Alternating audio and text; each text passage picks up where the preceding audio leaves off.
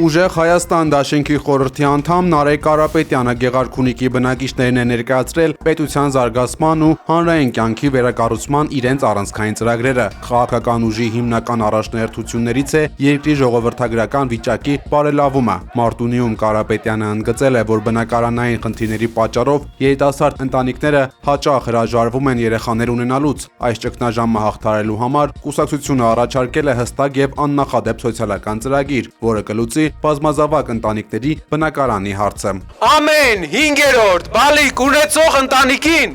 տրվելու է բնակարան։ Ապագա վարչապետ Սամվել Կարապետյանի առաջի ծրագրերից մեկը դա է։ Բնակարանը տրվելու է ընտանիքին, գրվելու է մայրիկի անունով, որ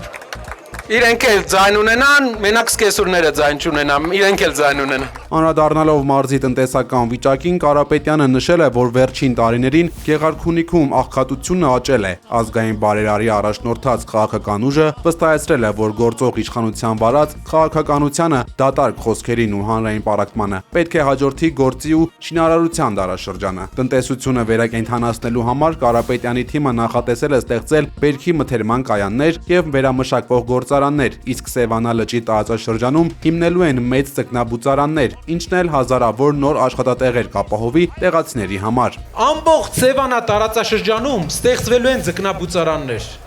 որպիսի ընդհանուր Սևանա լիճը դառնալու է մեծ ձկնաբուծարան։ Հնարավորություն է տրվելու որսը կատարել, ձկնորսությունը կատարել եւ վաճառել գործարաններին, որոնք այստեղ կլինեն վերամշակող գործարաններին։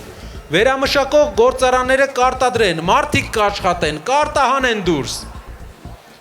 Հայաստանում կլինեն մթերման կայաններ բերքի համար։ Նարեկ Կարապետյանի խոսքով ուժեղ Հայաստանի հաղթանակի դեպքում գավառը կդառնա հայտնի բրենդ, իսկ արտագնա աշխատանքի մեկնող հայրենակիցները հնարավորություն կունենան արժանապատիվ ապրել սեփական հողում։